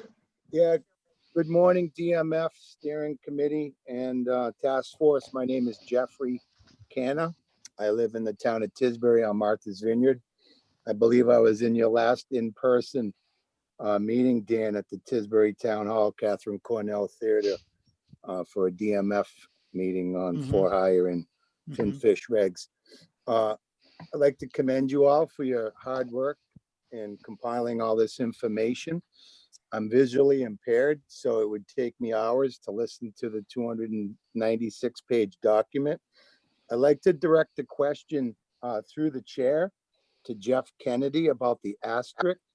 I know I live in a small community. We have one wholesale retail buyer, I believe, and probably a handful of commercial shell fishermen.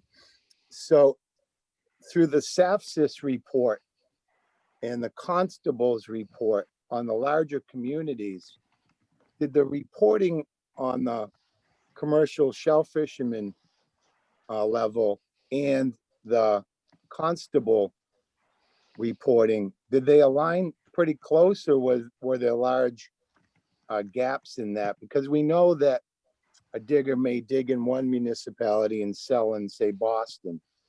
I'm wondering how that reflects in that area where the communities didn't have an asterisk. Hi, JC. The data we received, and we segregated it by municipality and region. That is strictly safest data. So that's data, those are landings, purchases reported by the wholesale dealers. And that's what's reflected in those, I believe it's Appendix A. So if they have asterisks, that means that there were fewer than 3 fishermen involved or fewer than 3 dealers involved in that transaction. So that would have been considered confidential information. But Jeff, the landings data is attributable to growing area. It's not where the dealer's brick and mortar building is. Right. Yeah, that's correct.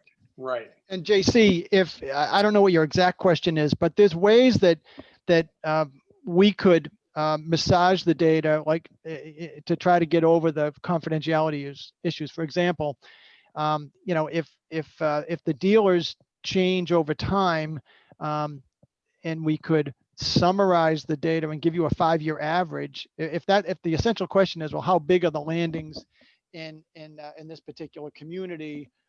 There's ways that we could try to get that data up, raise it up to a level that's not confidential by doing things like averaging. But in terms of being able to express it, there's a state statute that says that, translated, it basically says if you have 2 or fewer in one of these cells, then you can't disclose it, because obviously the 2 dealers, one dealer knows what he bought, he would know, the other guy would be able to figure out what the other person purchased or landed, or vice versa. But there are ways that DMF statistics program can reveal these data if it's desired to get like a scale of the landings over time. We could even blend a couple of towns, for regions and things like that. So there's ways, but this report was simply compliant with the reporting standards, and it's a dump of the data, and it is what it is. And but if you and your community wanted to go to your selectmen and say, hey, we're here to talk about shellfishing issues, and oh, by the way, this is how big our shellfish fishery is. We could work with you or your municipal officials to try to get you the data, raised up to some non-confidential level to make it useful. Does that make sense? It does, and thank you for clarifying that. I fully understand the concept behind the confidentiality. Just so you know, the town of Tisbury just opened its waters for aquaculture.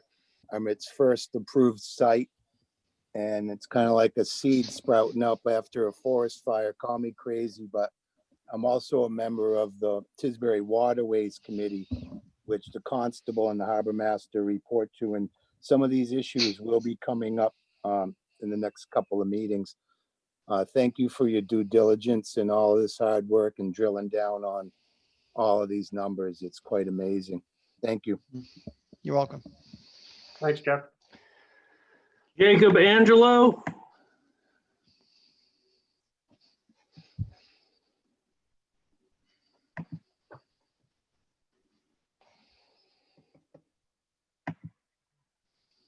Jacob, you can unmute yourself. Hello, can you guys hear me? Yes. How's it going, guys? My name's Jacob Angelo. I'm on the scoping committee, and I don't believe I saw any emails about the time of this meeting. I know that was mentioned that there was no, nobody opposed the times, but like people said before, this is low tide. I'm out here right now at low tide, listening to this in my chest pocket. I had to pull my gloves off to comment. I think it's a little common sense that we should keep low tide. Jacob, you're breaking up a bit. I understand you're outside, but it's a bit difficult to hear you. Can you hear me? Yes. So I'm blocking the wind. So I just think it's a little common sense that we don't do this at low tide. I know you didn't get any comments, opposing the time, but I also didn't receive any emails about the time. I haven't seen that. So I'm on the scoping committee. I didn't see any times opposing or any emails opposing the time, and yet, we're having this at low tide. I think that we should not be doing these at low tide anymore. I don't think it's necessary. Any comments?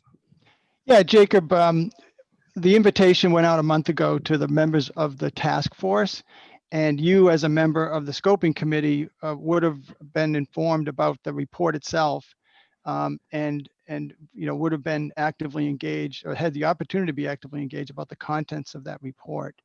And so, yeah, I regret that that I wasn't aware when I scheduled that meeting, because we did send that meeting invitation out to almost 35 people. And if one of them had said, hey, that's low tide, I would have moved it, but I wasn't made aware of that until a few days ago. Shellfish, the MSI, the Massachusetts Shellfish Initiative, should have a tide chart on their table, I think. Sure, well, that's fair. I'll take that criticism. Yeah. Thanks. Thank you very much, guys. Have a good day.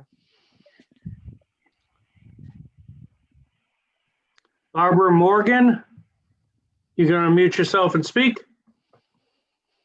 Hi, can you hear me? Yes, Barbara. Hi, this is my first attendance at one of these meetings, and sounds like you all have been working very, very hard. I am a citizen participant, and I'm curious about the reclassifying of growing areas for increasing harvest opportunities. I'm concerned about the small independent shell fishermen being squeezed out by larger corporate industrial shell fishing activities. Okay, there's two issues I'm hearing here. One, Jeff, can you speak to the resources or the limitations on reclassifying areas? I know that a year ago, DMF kind of made a decision not to pursue any reclassification of conditionally restricted areas to get them conditionally approved because of just manpower shortages. Can you speak to that? Sure. Yes, there's many ways to increase harvest opportunity. That's it's not just a complete reclassification of areas.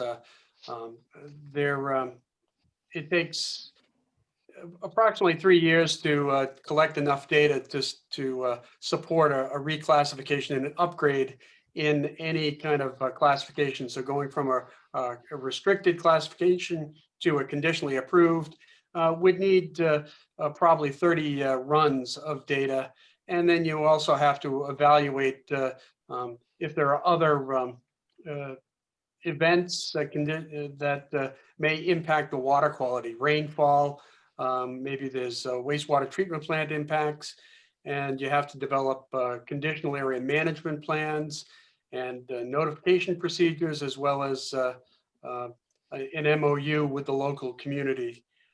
So it's rather involved, and we're trying to maintain our current areas, but that's not the only way. An upgrade in a classification is not the only way to increase harvest opportunities.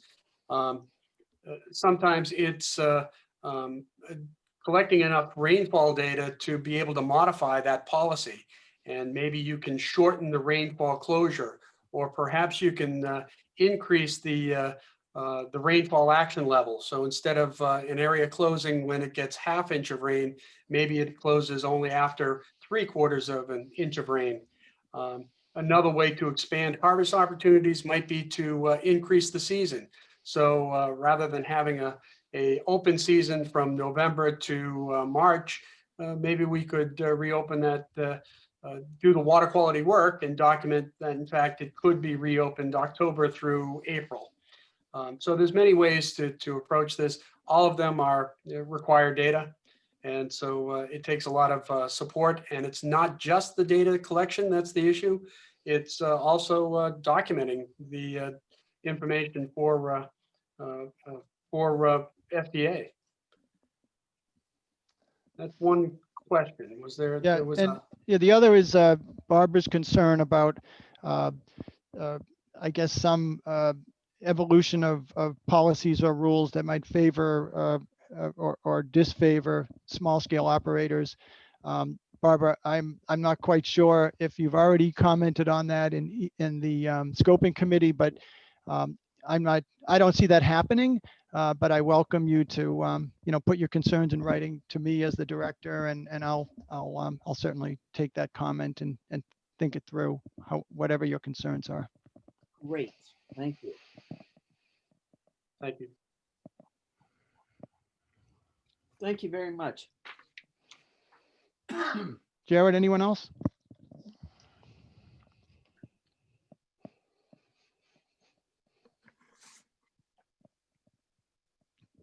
Jared, you muted. Anyone else? I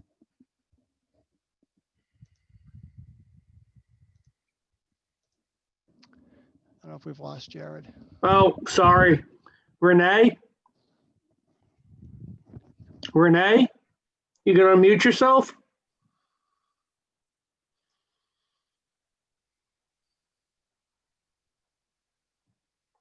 John Russell? Hi, everyone. Can you hear me? Yes. Hi. Yeah, I had a small question regarding, or I guess comment regarding just like representation and who the folks who've been contacted are. It seems like you've done a really thorough job of reaching out to a lot of groups, and the one kind of demographic I see missing is just Native folks to the area, like folks of the Mashpee Wampanoag, Akin Wampanoag, and just like trying to capture like what Indigenous voices are thinking of these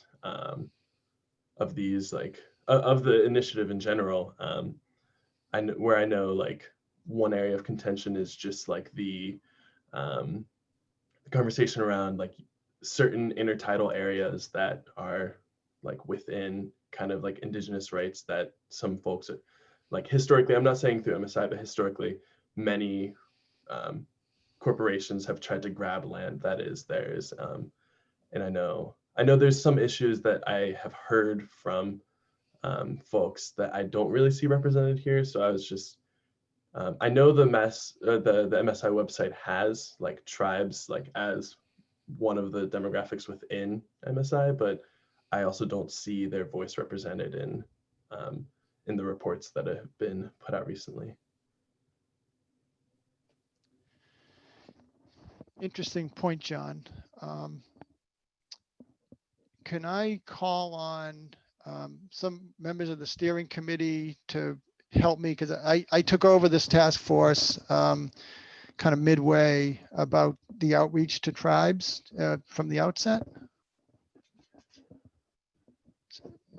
I don't know if Sean or Mel or Chris want to comment on that. Sure, I'll jump in.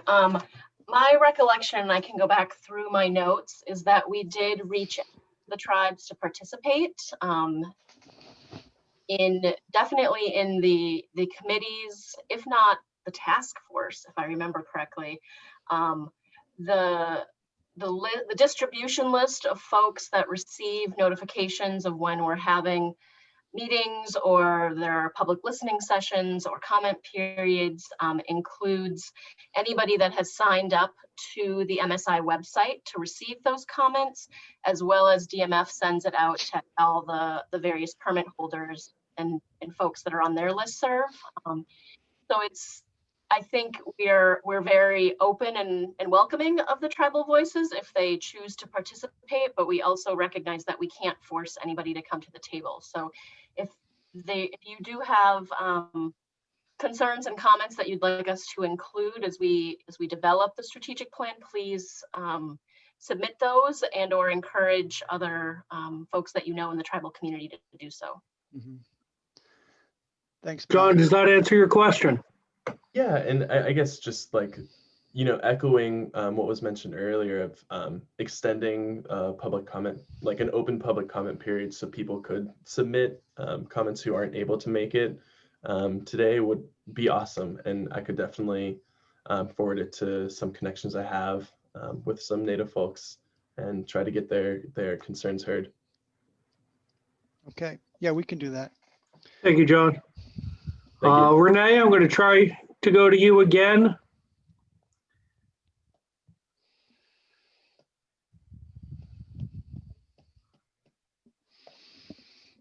All right, I'm not seeing Renee being able to unmute herself. If there's anyone else in the public, please use the raise hand function now.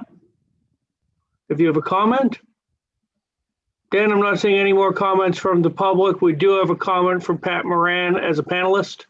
Go ahead, Pat. And a colonel. Hey, Dan, do you want me to reach out to the Mashpee Wampanoags in the Aquinnah Wampanoags? I know the appropriate people to contact. Sure, Pat. I mean, their interest. well, we can do it on our end, but certainly there's, I believe the email that we sent out for this meeting has some good links to both of the reports. So you can forward that to them. Again, okay. They can listen to this session, after the fact, and certainly comment on the strategic plan as it comes forward. Okay, perfect. Okay. Paul Bagnall. Yes, thank you. Just real quickly, I guess you know we should have our next meeting at high tide. I started getting emails about 2 days ago, mainly from Shellfish constables on the Cape. That's why I felt that we should have a board of directors meeting next week, so I could explain what we did today, and anybody that wants to can get on the website and see the recording, certainly. We will get back to you. We're going to have a general membership meeting in January, and I'm sure this can be a topic among all the Shellfish constables. We get about half of the 60 some odd coastal communities at our meetings. Yep. Thank you for that. I think you got some more hands raised. I see that. One moment. Ginny? If you unmute yourself, you can speak. Good morning. Hi, I'm Ginny Parker, and I'm president of the Wellfleet Shellfishermen's Association. I just had a question regarding the strategic committees and whether or not they will be also public meetings via Zoom, and whether we'll have a chance for public comment after your discussions in the plan is concluded. Well, I think I have a feeling that we might be splintering these groups into certain like strategic goals. So I wasn't intending on Zooming all of those calls. I mean, they're just working groups. But at every iteration, as the stuff comes forward, we'll definitely air it out. I mean, you can kind of see the essence of what's going to come by a review of the scoping committee reports. And I think we just want to wordsmith that. So it wasn't my intention to make those working group calls, Zoom calls, open to the public. Okay. But could we ask if they are public? I mean, I would like to, I don't need to necessarily make comments, but I know many people, particularly the shellfishermen that aren't able to be part of this call today and voice their concerns, want to continue to be aware of what's being discussed in the various subcommittees. So I would just ask you to consider that. And the other point I just wanted to ask was that, we had the discussion with House Bill 746 last year and the Cutler bill. And at one point it was discussed to, and I think one of the terms used was to marry that within the MSI process and to use the MSI strategic plan for having conversations regarding transferability of aquaculture permits / licenses. And I would like to know if that is going to be part of the strategic plan discussion and what subcommittees, who's going to be involved in those discussions, and what meetings, subcommittees those will be broken into, or if at all, if it's even going to be part of the topic. I've given that a lot of thought, and I believe that is such a controversial issue. I don't think we can come to consensus, do enough research and come to consensus on that before we have to get this report to NIFWIF by March 31st. I'm going to sort of show some of my cards here. What I'd like to do is recommend an in-depth study of that question and describe like where the controversy is, and basically kick the can down the road for that next group, because I believe that the best thing we can do is provide kind of an intensive overview of the statute, how municipalities operate under that statute, where the stresses are within the industry, and where or what paths the legislature could take to resolve any of those stressors. But if we have to try to answer those questions in the next couple of months, I think we'll fail to get the to get this report done. And I'd like to give that issue some sufficient time and effort. I don't fully understand all of the issues. I've read the Cutler bill. I need to do a whole lot more sort of outreach and understanding like what was trying to be accomplished and what are the unintended consequences of that. And I know the legislature would certainly appreciate a more in-depth examination of that. But I think I think it would undermine the scheduling of us trying to get this done. Okay, great. Thank you very much. I guess if I could just make one request, in that when you put that together, if you could offer the opportunity for somebody from the Wellfleet Shellfishermen's Association to be part of that, that would be wonderful. Absolutely. Yeah. Wonderful. Dan, thank you. You guys And are thanks out for all in your work. on that. Okay, Yep. you go ahead. Okay. Sorry. Yep. Yeah. No, you guys do so much on that. The Wellfleet model is absolutely one to look at, and I know a lot of the reaction to that was really the center of the earthquake was Wellfleet. You know what I mean? And so that we would be remiss in not making you folks an absolute member of that conversation. Sure. Wonderful. Thank you. And really, thank you for all the hard work and for being so flexible and really listening to the shellfishermen. I know that did happen. So thank you much. Okay. Yep.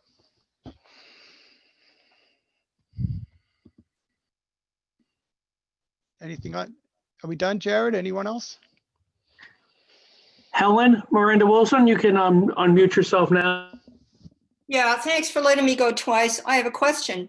My understanding is from the way you're operating that this group, and of course it would include any working group, does not operate under the open meeting law. Is that correct? Yes or no? That is correct. The open meeting law applies to legislatively established bodies. And this is less than that. Actually, it doesn't only apply to legislative. I don't know about stuff on the state scale, but certainly in town, you know, there are groups that form that function under it. It's just, is it municipal or not? But never mind that. Thank you for answering that. My comment is this: a lot of time has been lost in this process by transparency and public outreach and inclusion, even if the public just comes to listen. Mm-hmm.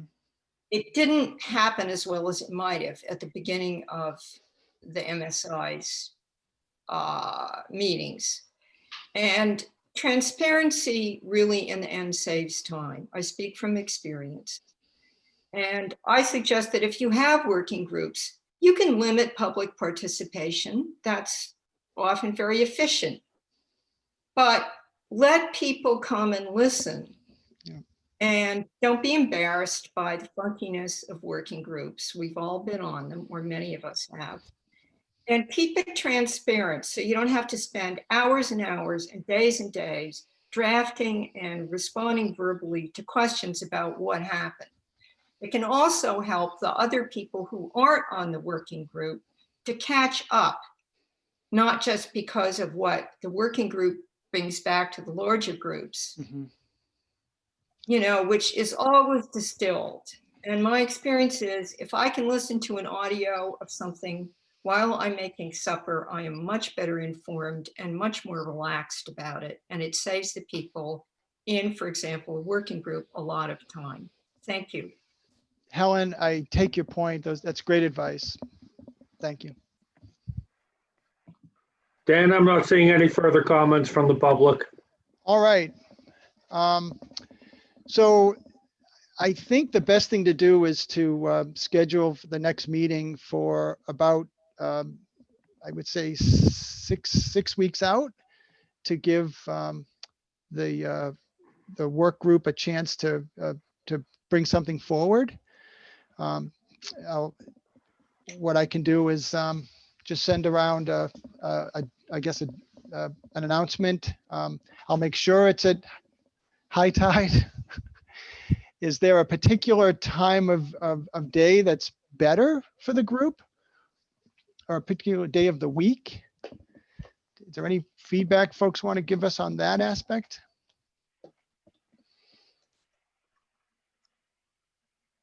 Mike DeVosto?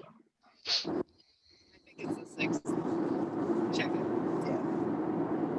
I'm unmuted now. Be careful. Yeah, I don't think he's. Mike DeVosto, I see your hand raised. I'm muted. Hello? Yeah. Yeah, so high tide is best for me, or in the early evening. And I'm on select board in Wellfleet, so I usually have a Tuesday meeting every other week. So if it could not be on a Tuesday, that would help me. Okay. Brett Peak? Yeah, just not January 6th. I get sworn into my 8th term that day, and I think I'll be otherwise occupied. But other than that, generally free. Mornings are better than afternoons and evenings for me. Thanks. All right. Well, Jerry, Not we seeing good? anything else from the task force, Dan. All right. Well, thank you, everyone. I think this was a productive meeting.